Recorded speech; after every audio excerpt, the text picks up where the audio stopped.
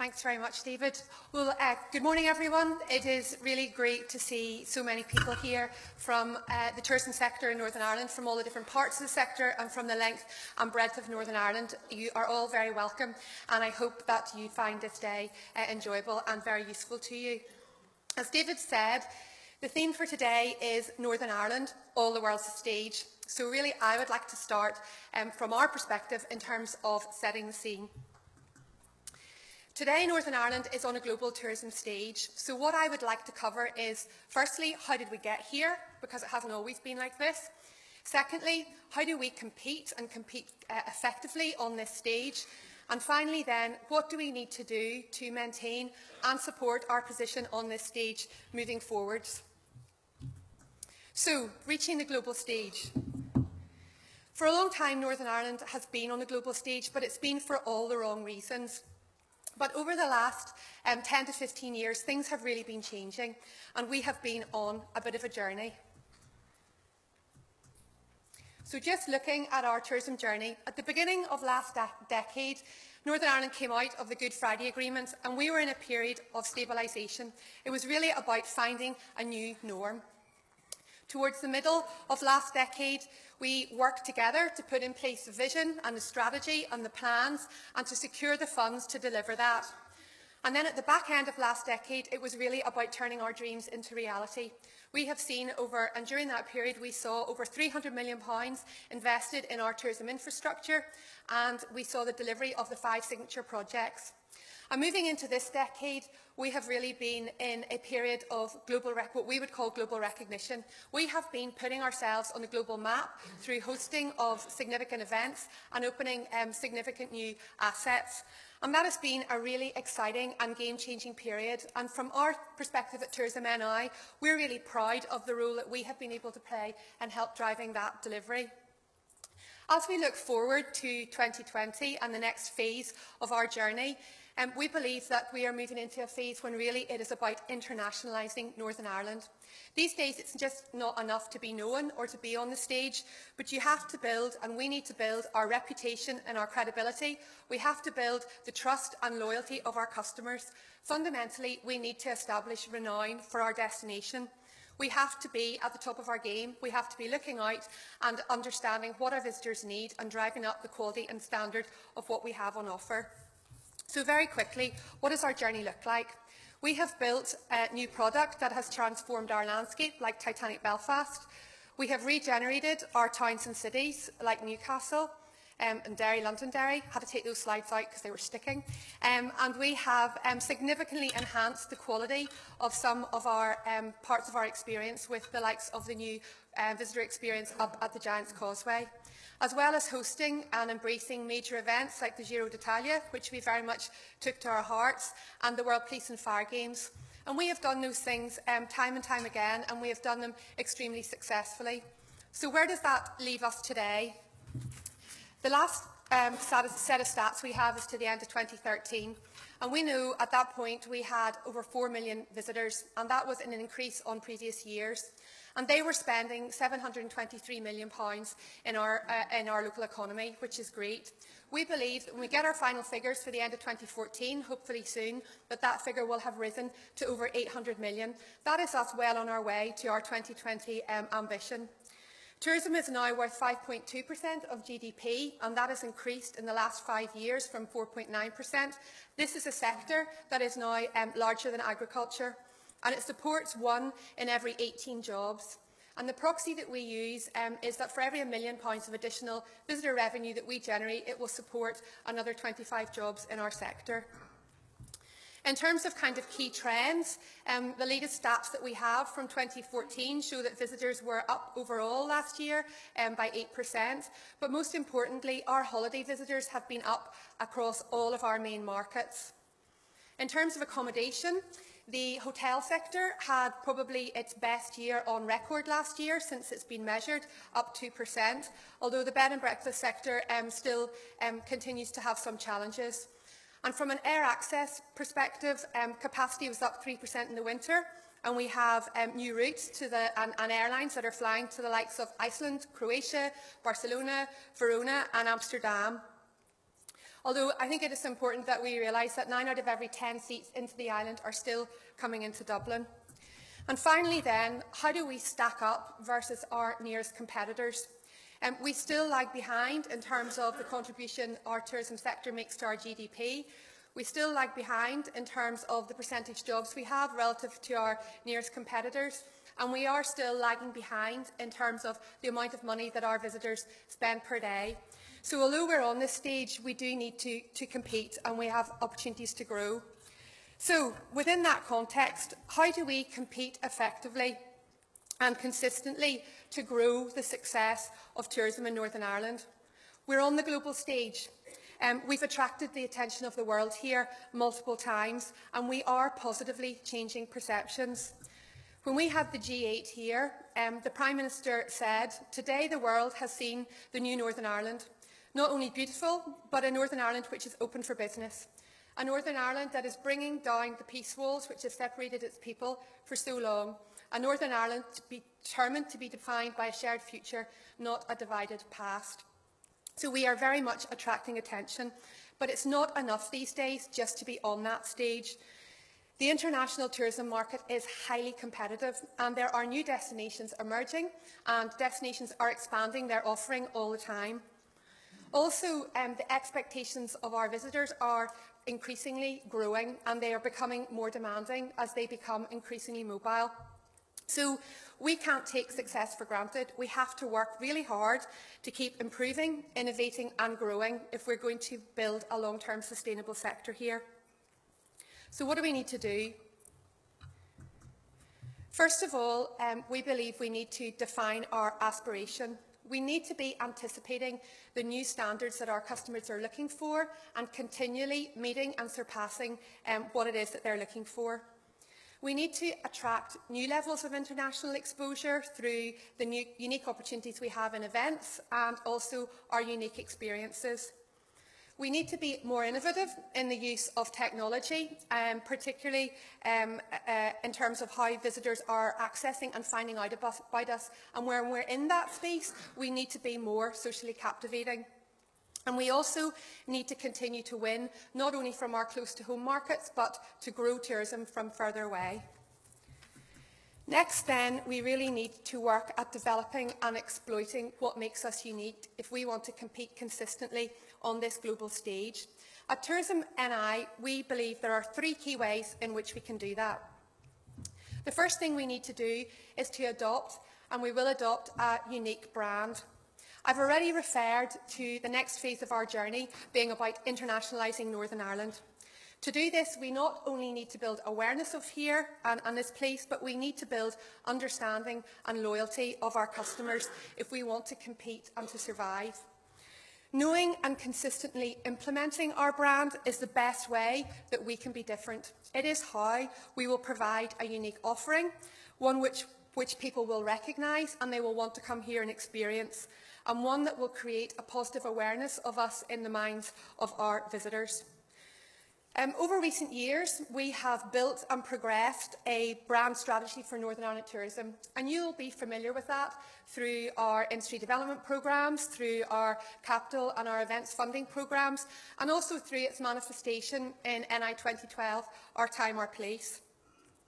To build and to expand on this, we have been working with Invest NI very closely over the last 8 months and a number of other key partner organisations to develop a clear and a consistent identity for the Northern Ireland economy. This work is coming near completion, and we're going to be really excited to share it with you over the coming months. We believe that with a consistent identity that is flexible enough to be applied and used and implemented by partners from economic development sectors such as education, inward investment, export and across the totality of the visitor experience, that Northern Ireland will achieve much greater brand equity and build its reputation not just as a great place to visit, but somewhere which is really positive to live, to work, to learn and to invest.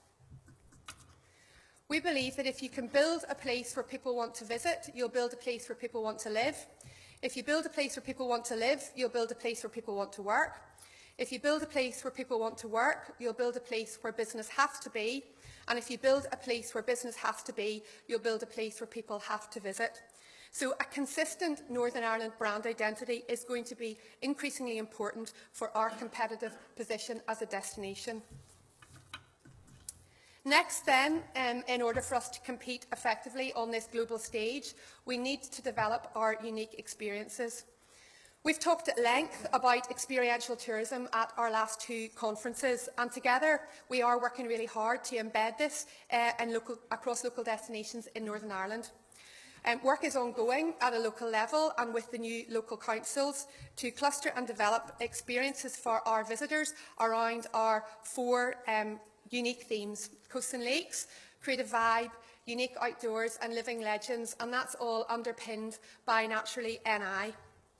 By doing this successfully, we're going to be able to offer our visitors more, and we're going to be able to increase the depth, the consistency and the value of what we're offering them, and therefore they will have much more memorable experiences. We have a wealth of research and toolkits in this area, and they are all available on our new website, tourismni.com. You can find your way there from nitb.com as well, and they will really help you to adopt this approach at a local level. Finally then, in terms of competing on this global stage, we need to capitalise on unique opportunities. Unique opportunities are always going to be presented to us. The challenge in competing effectively is capitalising on these and ensuring that we drive lasting legacy. A few up-and-coming opportunities that we believe we have at Tourism NI are, firstly, if my clicker will click, golf. There are many destinations that would absolutely kill for what we have in golf. We have a whole handful of major winning champions, including the world #1 Rory McIlroy and the next Ryder Cup captain Darren Clarke. We have a whole number of iconic courses, 2 of which are regularly voted in the top 10 in the world. And we have a substantial investment by government over the next 5 years to host major golf events, including the Irish Open at Royal County Down in May, and again in 2017, and the Open Championship by the end of this decade. Hosting the Open Championship is going to be game-changing for Northern Ireland, and we're very excited about it. But to make sure that we capitalise on this opportunity, we will shortly be launching a new golf tourism strategy, and we want to use this platform that we have to put in place the plans to ensure that we grow golf tourism to £50 million by 2020. Another opportunity, or unique opportunity, I think we have is around screen tourism, and there's going to be a whole workshop on this morning. Game of Thrones is now one of the biggest TV shows in the world, and it is attracting a whole load of new visitors that we've never had before who want to interact with our screen tourism offering. There are a number of tours now that operate and are becoming increasingly successful, visiting sites across Northern Ireland, including Ballintoy Harbour, the Dark Hedges, which is becoming a very iconic photo for Northern Ireland, Benone and Portstewart Strand, and Tullymore Forest. Looking to other destinations who have exploited screen tourism like New Zealand and Lord of the Rings, I think the time is right for us to consider if a legacy project around Game of Thrones would help to drive our tourism growth in the future. Finally then, we will continue to have unique opportunities through major events, and it will continue to be a part of our strategy to bid for events to keep ourselves firmly competing on the global map. This year we have the Irish Open, as I've said, at the end of May at Royal County Down. The tall ships are returning to Belfast at the beginning of July, and this year Belfast is going to be a start port, so it'll be a much bigger event, and we're hoping it will attract double the number of vessels that it's had before. And also in June we have the Giro Gran Fondo Sportif, which is the legacy event we have out of the Giro d'Italia for the next 3 years.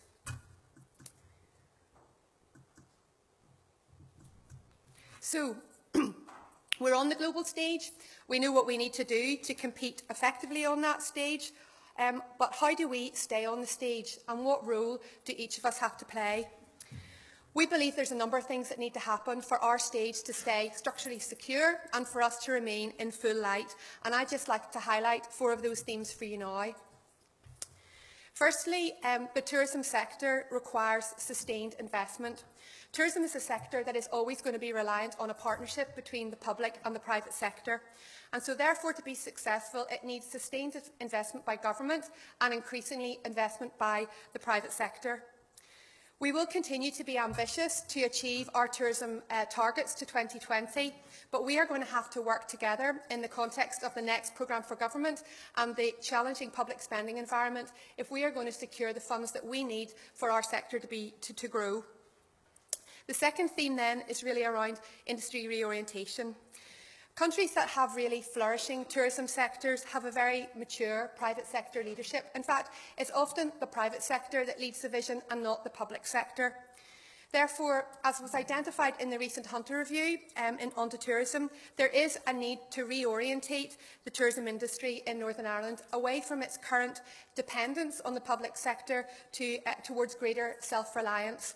But the public sector will have a key role to play in terms of supporting the private sector as innovation and commercialisation become essential for that success.